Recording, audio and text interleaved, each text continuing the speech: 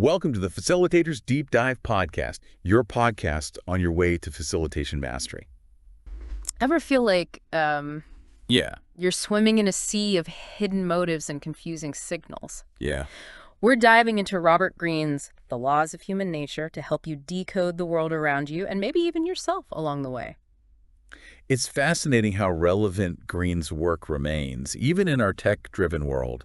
Recognizing the patterns of human behavior can be incredibly empowering, giving you a new lens for understanding everything from your personal relationships to the dynamics of the workplace. You've given us some great material to work with. Yeah. And we're going to tailor this deep dive to your specific needs and examples. Great. So buckle up. Are you ready to unlock the secrets of human nature? Let's do it. Let's start with something we all experience. Yeah. Emotions. Right. They seem pretty straightforward on the surface. Yeah. But Greene suggests there's a lot more bubbling beneath. We often think our emotions are just reactions to the outside world. Okay. Someone cuts us off in traffic, we get angry. But Greene argues these reactions often stem from deeper, ingrained patterns formed by childhood experiences or key events in our past. It's like when something small happens, Yeah. but it triggers a huge reaction in you. Right. It's not really about that tiny present moment, is it? No, it's not. What Greene's getting at is that there's a deeper story there, almost like an emotional echo from our past. Exactly. Yeah. And here's where it gets even wilder. Social media, Oh. Greene argues these platforms are like giant amplifiers for our emotions. We're constantly bombarded with news, opinions, and highly charged content, making us super vulnerable to manipulation, whether it's a targeted ad or a political campaign designed to push our buttons. Okay, that's a little unsettling. Yeah. Makes you realize just how powerful these unseen forces are, Right. shaping our perceptions and influencing our behavior. It's scary. So how do we navigate this? How do we avoid becoming puppets in this emotional puppet show? That's where self-awareness becomes key. And it's fundamental to understanding Greene's laws. So how does that work? He's not advocating for manipulation, but for self-mastery. Yeah. It's less about controlling others and more about understanding ourselves. So it's less about becoming some kind of Machiavellian mastermind. Right. And more about holding up a mirror to our own behavior. Precisely. Okay. We need to recognize our own negative patterns, first and foremost. Greene argues we're all prone to irrationality, envy, Yeah. even narcissism to some degree. Okay. It's about acknowledging those tendencies within ourselves before we judge others for them. That's such a powerful idea. Right. It's so easy to point fingers at others, but true power comes from looking inward first. Absolutely. Now, if we're going to truly understand ourselves and others, Okay. Greene talks about the importance of something he calls deep listening. Right. What does he mean by that? Well, It sounds like more than just, hearing words. deep listening goes way beyond simply hearing words. It's about stepping into another person's shoes, understanding their motivations, insecurities, even their hidden desires. Oh, wow. Think of it as becoming an emotional detective. Ooh, I like that. An emotional detective. Yeah. What are some clues we should be looking for? Pay attention to their body language. Okay. Is it congruent with their words? Notice their tone of voice. Yeah. Are they hesitant or are they speaking with conviction? Okay. Even those fleeting micro expressions, like a flicker of annoyance that flashes across their face before they can mask it. So it's about putting all those pieces together, Yeah. like assembling a puzzle. Exactly. Okay. The more pieces of the puzzle we have, the better we can understand their inner world. Yeah. What makes them tick, Right. what drives their behavior, what they truly desire. Okay. And this leads to genuine empathy, which is more than just feeling sorry for someone. It's about connecting on a deeper level. Yes. Okay. And you know what?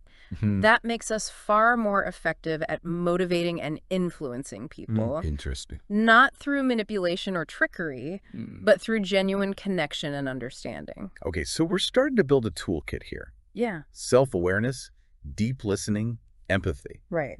But how do we cultivate the rationality that seems crucial to navigate this complex world of emotions and hidden agendas?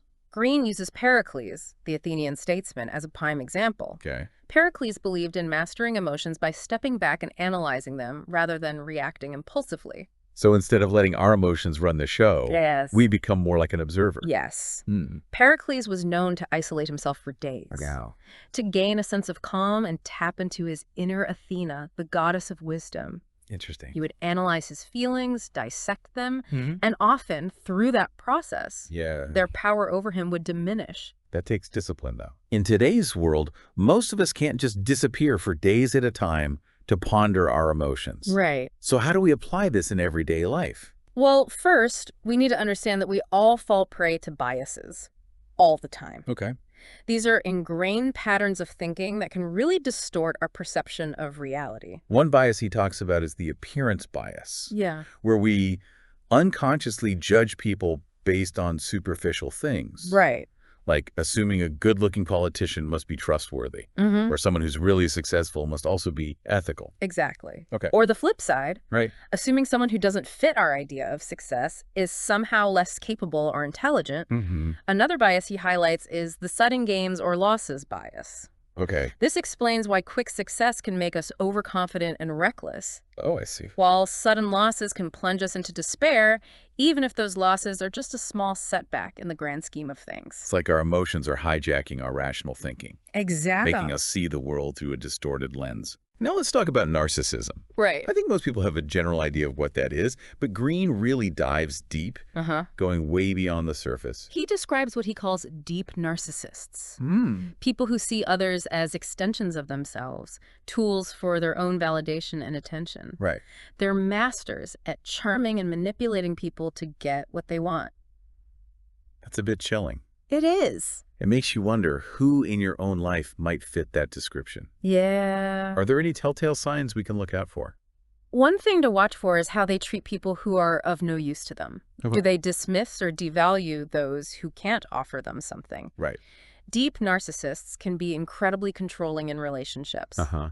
Often isolating their partners from friends and family, subtly manipulating them to feed their own ego. So it's not always as obvious as someone constantly bragging or needing to be the center of attention. Exactly. Okay. It can be much more insidious than that. Right. And that's why mastering nonverbal communication is so vital. Words are only part of the story. Okay. Greene talks about tuning into the Energy People project, those subtle gestures, inconsistencies between their words and their tone of voice. I see.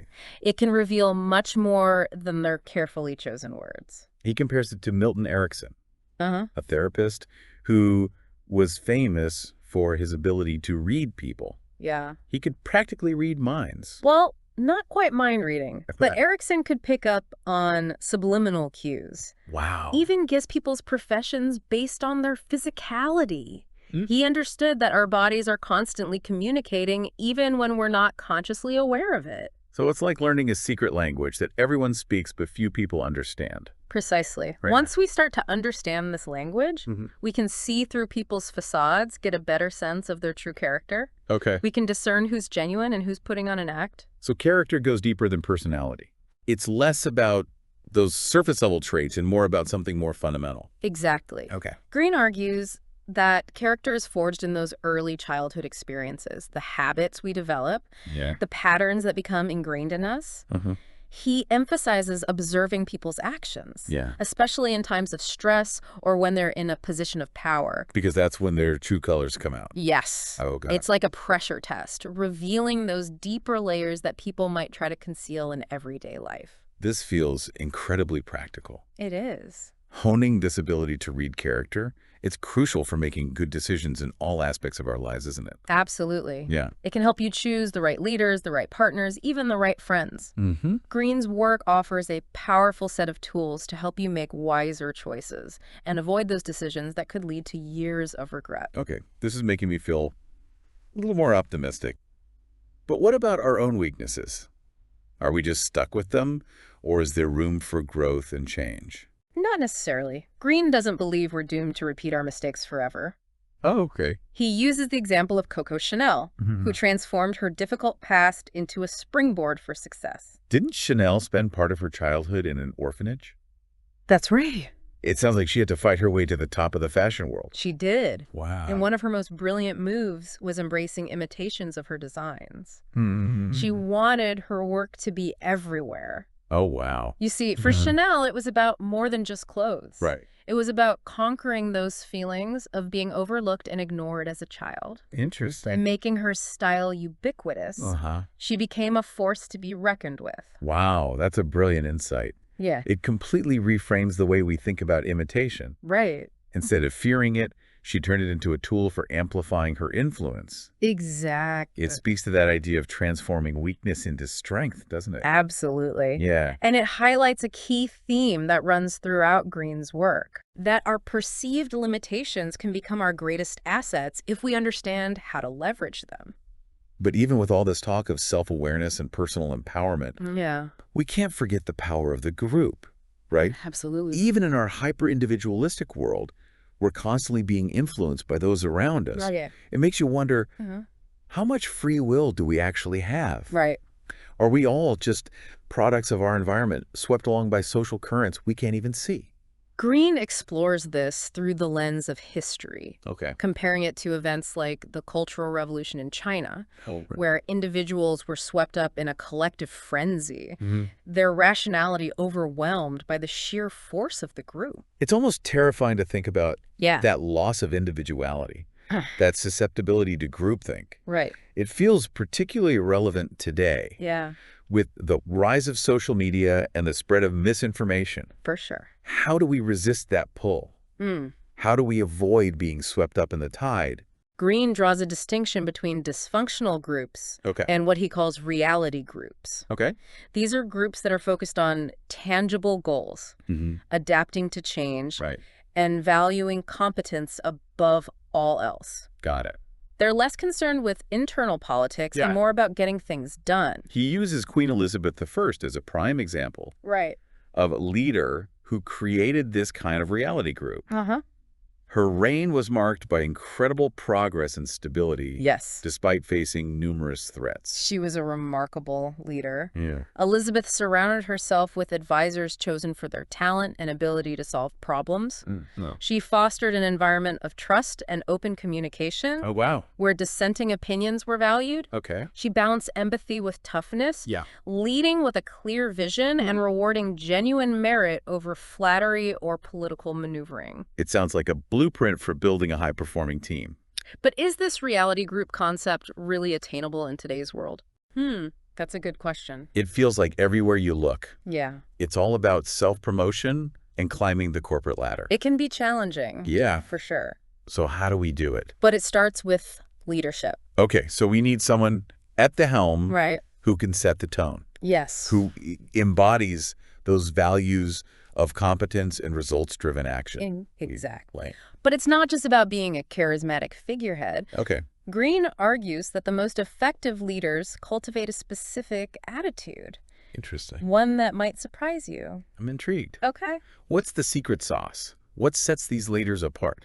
They project a sense of humility Really? and detachment. That seems counterintuitive. Yeah, Aren't leaders supposed to be confident and assertive? of course. Okay. Confidence is essential, Right. but it needs to be grounded in self-awareness. Uh, These leaders understand their strengths and their weaknesses. okay. They don't let ego drive their decisions. So it's not about arrogance or self-promotion. Not at all. Okay. True leadership is about serving the group, guiding it towards a common goal, Right.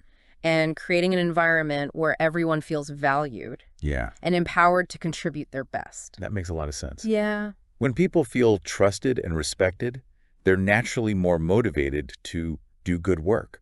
Absolutely. And I imagine this kind of leadership fosters a sense of resilience within the group, right? It does. They're not as easily derailed by setbacks or internal conflicts Exactly. because the focus is always on the task at hand, Right. on solving problems and overcoming obstacles together. Yes. Okay, this is all starting to click into place. Good. But let's face it, Uh-huh. not all groups operate this way. No, they don't. Some are downright dysfunctional. Right.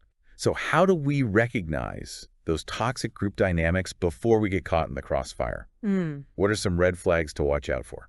One of the biggest warning signs is what Greene calls courtier politics. This describes a culture of flattery, backstabbing, and manipulation, where individuals are more concerned with advancing their own agendas than contributing to the collective good. It's like a modern-day Game of Thrones, Exactly. with everyone vying for power and influence. Yeah. In these environments, competence is often seen as a threat. Unfortunately. Those who excel at playing the game, rather than those who actually get things done, rise to the top It's true. because it disrupts the established power structure. Right. It challenges those who benefit from the status quo. Precisely. And it creates a downward spiral. Yeah. The group becomes less effective, less innovative, less able to adapt to changing circumstances. Right. Talented people are sidelined or driven out, Sadly. while those who are skilled at manipulating and playing politics thrive. That's the problem. It's a recipe for disaster. Yeah. So how do we escape these toxic group dynamics? What if we find ourselves stuck in this kind of courtier culture? Is there any way to extricate ourselves without getting burned? It can be incredibly challenging, Right. but it's not impossible. Right. And this is where Greene's emphasis on self-awareness is crucial. Mm-hmm. We need to recognize those subtle power plays, Yeah. those unspoken rules of the game, Right. so we don't get caught up in them. So it's about becoming a more astute observer of human behavior, Yes, learning to see through those carefully constructed facades. exactly. Okay. And it's about choosing our battles wisely. Mhm. Sometimes the best strategy is to simply detach, Right. to focus on our own work and let the courtiers play their games. But what if we want to create positive change within the group? Is it even possible to shift the culture from within? That's the question. It feels like a Herculean task. It can be, but it's not always futile. Okay. Greene suggests that one of the most effective approaches is to model those values of competence and results-driven action. So link by example. Yeah. Let your actions speak louder than words. Demonstrate your own commitment to the mission. Focus on producing tangible results. And create a pocket of excellence that others can see and be inspired by. And hope that it catches on, that others will be drawn to that positive energy and want to be a part of it. Exactly. But be prepared for resistance. Yes. Those who benefit from the existing power structure will likely try to undermine your efforts. That's right. So we might need to cultivate some of that strategic aggression we discussed earlier. Right. Learn to play the game to a certain extent, but always with the greater good in mind. It might be necessary at times, Okay. but it's always best to start by appealing to people's better nature, Right. to their desire to be part of something meaningful and productive. And if that doesn't work, if they're determined to cling to the old ways. Then you may have to be more assertive, Okay. more willing to challenge the status quo, to expose those who prioritize self-interest above the collective good. Right. It's about standing up for what you believe in, even when it's uncomfortable. And Greene offers some practical guidance on how to do this effectively, right? He does. Right. He emphasizes the importance of building alliances, of finding those who share your values Right. and are willing to work together to create positive change. Okay. It's about strength in numbers. So it's about forming your own reality group Yes. within the larger group, Yes. a kind of counterculture that prioritizes competence and results. Exactly. That's an interesting way to think about it. And this brings us to one of the most powerful concepts in Greene's work, the law of death. Okay, I have to admit, Yeah. this one caught me a little off guard. It's a tough one. It feels a bit heavy, a bit morbid, Yeah. to be talking about death in the context of leadership and group dynamics. I understand. It's not a topic most people want to dwell on. Right. But Greene argues that confronting our mortality can be incredibly liberating. It can. It shifts our perspective in profound ways. It does. I'm curious to hear more. How can contemplating death be anything other than depressing? Well, consider this. Okay. When we're constantly preoccupied with our own survival, with protecting our ego and avoiding failure at all costs, Right. we limit ourselves. Oh, I see. We stay within our comfort zones, Yeah. avoid taking risks, and miss out on opportunities for growth. We become so focused on not losing that we forget to truly live. Precisely. Yeah, that makes sense. But when we accept the inevitability of death, Okay. something profound happens. Okay. We detach from those external markers of success, Mm-hmm. those arbitrary measures of worth that society imposes on us. We become less concerned with what other people think, Yes, less attached to material possessions, less afraid to fail. exactly. Wow. And this newfound freedom allows us to pursue those things that truly matter to us, to take risks, to embrace our creativity, and to live with a sense of purpose that transcends our fear of failure or the need for external validation. It's about embracing that sense of urgency that comes with knowing that our time is precious, Yes. that we don't have forever to chase our dreams. Exactly. And this perspective can be incredibly powerful within a group setting as well. It can. I wouldn't have guessed that. Yeah. It seems like contemplating death would make people more individualistic, Right. more focused on their own self-preservation. Yeah. How can it actually benefit the group? When we acknowledge our shared mortality, Hmm. it can create a profound sense of connection.